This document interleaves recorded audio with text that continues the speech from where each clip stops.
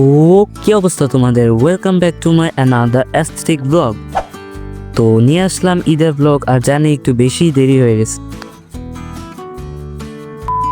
তো ঈদের ব্লগ তো অবভিয়াসলি চাঁদ রাতে থেকেই শুরু হবে। তো এখন আমরা সন্ধ্যা রাতে চাঁদের অপেক্ষায় ছিলাম, আর দুঃখের বিষয় চাঁদ মামা আমাদের এলাকায় দেখা দেয় নাই। তো হারিকেন দিয়ে খুঁজেও চাঁদ মামা দেখা না পায় এখন আমরা চলে আসছিলাম বাজারে। তো বাজারে আসছি আমার চাচুর জন্য প্যান্ট আর আমার জুতা কিনতে হবে। তো পুরো 4-500 ঘন্টা লাগে আমরা শুধু এই জুতা আর প্যান্ট কিনলাম। তো চাঁদ রাতে বিশেষ কিছুই করি নাই, বাড়িতে যাই ঘুমাই গেছিলাম। তো এখন সকাল হয়ে গেছে, সবাইকে ঈদ মোবারক। তো শ্যামা নুডলস খায় এখন চলে আসছি ভোর সন্ধ্যাবেলায় বরফের মতো গরম পানিতে গোসল করতে।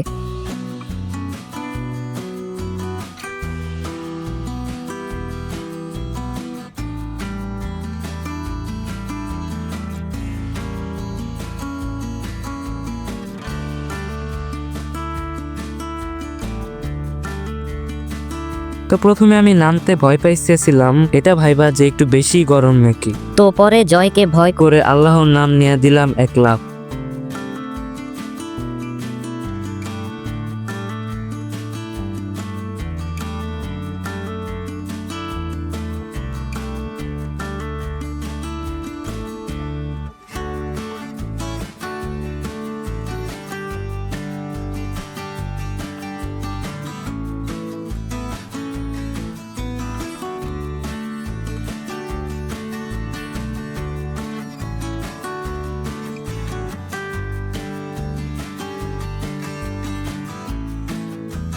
তো এই গভীর অ্যাটলান্টিক মহাসাগরে কয়েক বছর সাঁতার কাটার পর কেন জানি বডি বিল্ডারের ভিতরে লুকায় থাকা আমি বডি ফ্লেক্স করা শুরু করে দিলাম।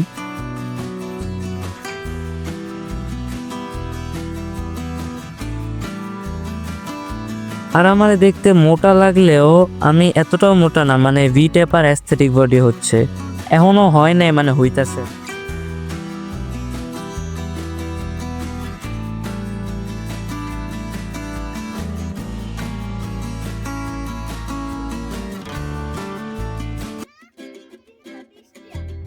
এখন আমরা মসজিদে যাচ্ছিলাম, আর আমার লাইফে প্রথম দ্বিতীয়বার আমরা সবাই এক কালার পাঞ্জাবি পরছিলাম। এর আগেও 100 বার পরছিলাম, কিন্তু এটা ছিল বিয়ের গায়ে হলুদে। তো ঈদে এই প্রথম।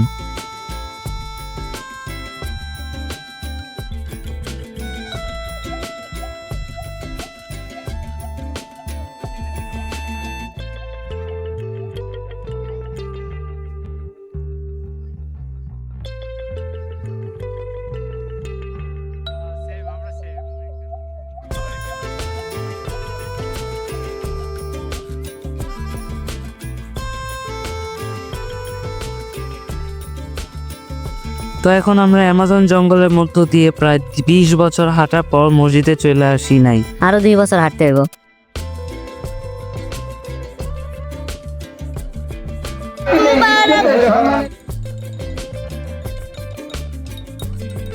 তো অবশেষে অনেক যুগ পর মাত্র 2 সেকেন্ডে আমরা নিজেদের জীবন হাতে নিয়ে মসজিদে চলে আসছি। আর হুজুর এখানে ভাষণ দিতেছিল, মানে ঈদের নামাজ কিভাবে পড়তে হয় বুঝাইতেছিল।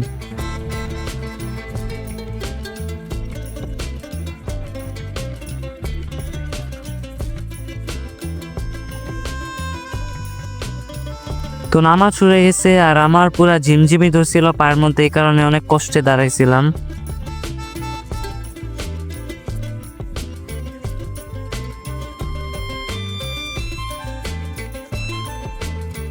তো আমি আর আমার চাচু এখানে 2 লাখ বার ভুল করছিলাম, আবার মঙ্গল গ্রহের এলিয়েনের মতো মুচকে মুচকে হাসতেছিলাম।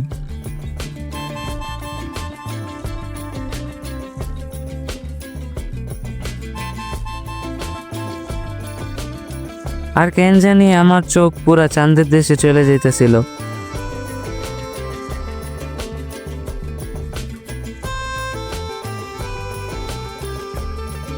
তো নামাজ শেষ করে আসতে সময় এই মাসুম অসহায় অনাথ 10 কেজির আমটা আমার নজরে পড়ে গেছিল।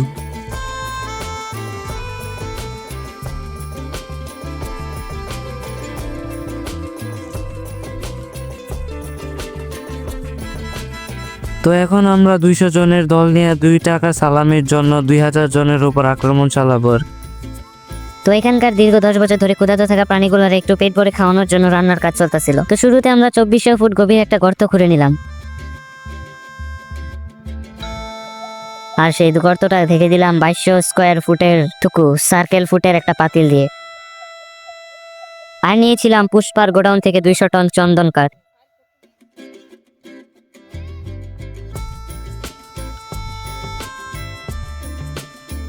এখন আমরা এই গভীর গর্তে রক্তের মতো সবুজ আগুন জ্বালিয়ে চন্দন কাঠগুলো জ্বলন্ত লাশের উপর বিরিয়ানির মাংসটা কষিয়ে নিচ্ছিলাম।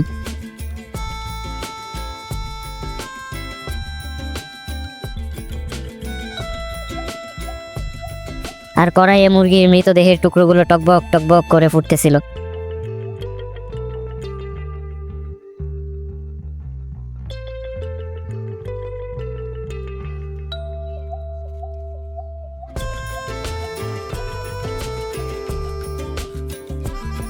তো এরপর আবার ফিরে আসলাম বিরাট বড় পাতিলে। এরপর মশলার মৃতদেহের গুঁড়া দিয়ে ইচ্ছা মতো নাচানাচি কইরা এটা 100 বছরের জন্য চুলার উপরে রেখে দিলাম।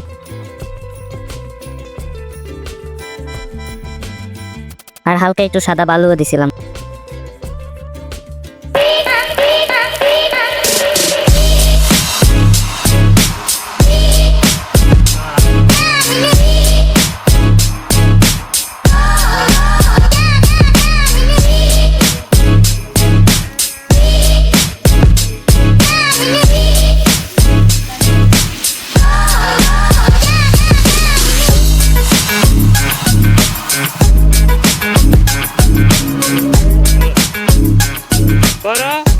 ভাই এই জায়গায় এত সুন্দর ভিউ, মনে হয় যেন আমি অন্য কোনো একটা প্ল্যানেটে এসে পড়ছি। এক সাইড দিয়ে হচ্ছে নীল কালার আর এই পাশে হচ্ছে পিঙ্ক কালার, মানে এই পিঙ্ক আর নীল এই জায়গায় মিলা গেছে। কি জোস একটা ভিউ। আর আমার মনে হইতেছে সে আফ্রিকার মহামানব।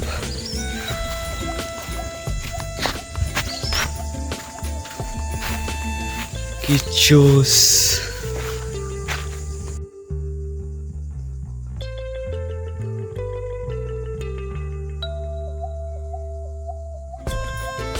তো খাওয়া দাওয়া শেষ করে ছবিটা দিয়ে তুলতে তুলতে সকাল হয়ে গেছিল। এরপর আর তেমন কিছু করি নাই। তো আজকের মতো এতটুকুই। আগের ব্লগটা না দেখলে এখানে ক্লিক করে দেখতে পারো। আর সবাইকে আমার পক্ষ থেকে ঈদ মুবারক।